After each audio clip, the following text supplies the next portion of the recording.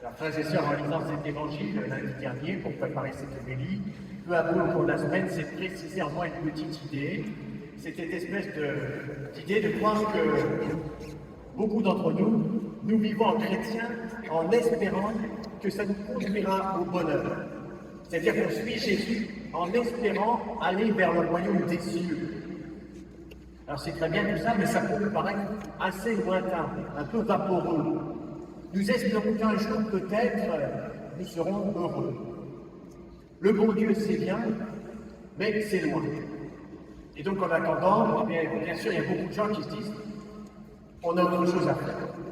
Pour le dire autrement, nous imaginons facilement que la vie chrétienne est nous conduit au paradis, au bonheur, mais que, bien sûr, c'est après la mort. Alors on comprend qu'il y a plein de gens qui disent si c'est après la mort, déjà on a le temps d'y penser, sans doute, c'est pas sûr, on va penser comme ça, et puis on s'en occupera après la mort. Eh bien, je pense que c'est une erreur de considérer la vie chrétienne ainsi. Ça n'aurait pas vraiment de sens. La vie chrétienne, c'est pour notre bonheur ici et maintenant. Le paradis, j'allais dire, c'est pour l'éternité, mais ça commence dès maintenant, dès maintenant. Alors dans l'Évangile, Jésus nous dit « Le royaume des cieux sera comparable à 10 jeunes filles invitées à des noces. » Alors Jésus parle d'une noce, c'est-à-dire d'une rencontre amoureuse, la plus belle qui puisse être. Donc ces jeunes filles, elles vont à la rencontre de l'amour. Toute notre vie, frères et sœurs, nous partons à la rencontre de l'époux. L'époux, c'est celui qui pourra combler pleinement notre cœur. Alors l'époux, c'est Dieu, c'est l'amour infini, bien sûr. Et le psaume que nous avons chanté nous dit Dieu, tu es mon Dieu, je te cherche dès l'aube, mon âme a soif de toi. Donc Jésus nous parle d'une quête d'amour. Alors l'amour, on peut le comprendre comme ça. L'amour, c'est pas après la mort. L'amour, c'est dès maintenant, dans mon cœur, qui demande à vivre d'amour, présentement. Mais seulement, voilà, Jésus poursuit quand même sa parabole ainsi, comme l'époux d'Arthur. Il est vrai que le bonheur peut nous paraître long à attendre. La vie peut nous paraître longue. Notre cœur peine à se réjouir pleinement. Alors, comme les jeunes filles de l'Évangile, nous nous assoupissons et nous nous endormons. Je dirais, frères et sœurs, c'est l'épreuve de la vie. C'est l'épreuve de toute vie. Alors là, il y a deux réactions. Première réaction, certains vont oublier que notre vie est faite pour aimer. L'amour a tardé, ils n'ont plus de vie, et ils vont passer à autre chose. Peu à peu, ils ne savent même plus vraiment si l'amour existe, ils perdent la foi, ils vont chercher leur intérêt dans 1000 autres domaines. L'épreuve de la vie est réelle. Et je le redis, est la même pour tous. Qui n'a pas eu un jour envie de jeter l'éponge, comme on pourrait dire un peu familièrement? Quand il faut pardonner encore une fois, quand il faut supporter encore une fois, faire un geste d'amour encore une fois, sourire encore une fois.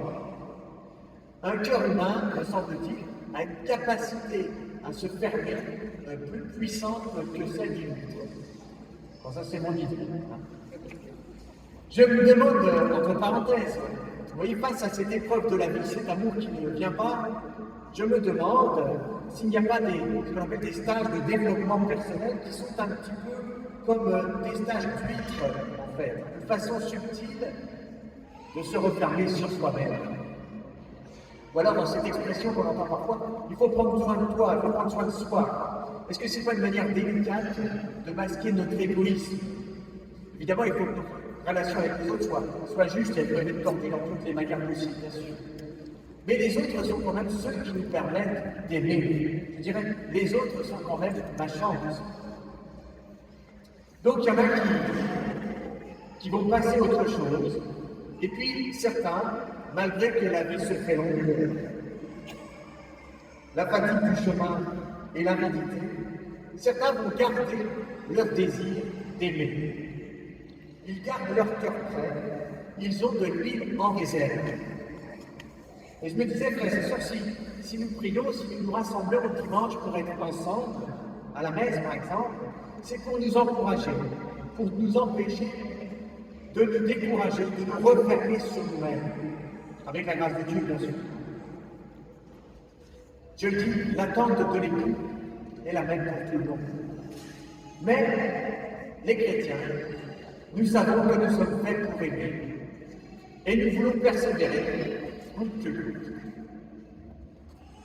Alors Jésus nous dit, vous ne savez ni le jour ni l'heure.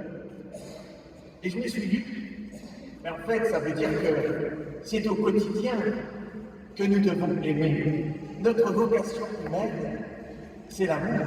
L'âme et notre vocation humaine, c'est pas pour demain, c'est pour aujourd'hui. Il n'y a pas à passer à autre chose.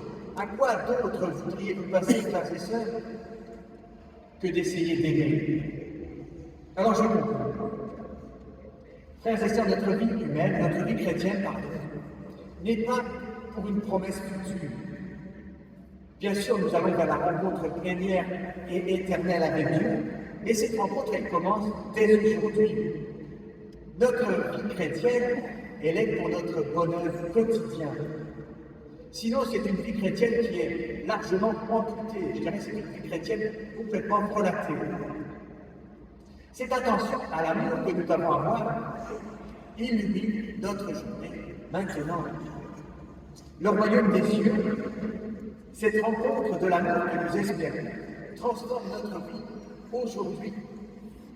Vivre en chrétien, c'est partir à la rencontre de l'époux qui vient. Il vient maintenant dans cette activité. Il vient dans le parcours alpha que nous avons vécu ce matin. Il vient dans ce repas, ce midi que nous aurons peut-être la joie de vivre en famille.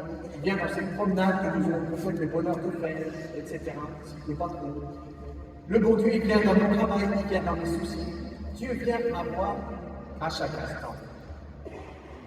Alors bien sûr, cette rencontre ne sera pas toujours éclatante au son de la trompette divine, comme nous dit saint Paul, et peut-être qu'elle ressemblera plus à cette rencontre avec la sagesse dont il est dit. Elle se fait au détour des sentiers. La sagesse leur apparaît avec un visage souriant. Dans chacune de leurs pensées, elle vient à leur rencontre. Frères et sœurs, que le Seigneur puisse nous révéler combien il vient à nous à chaque instant.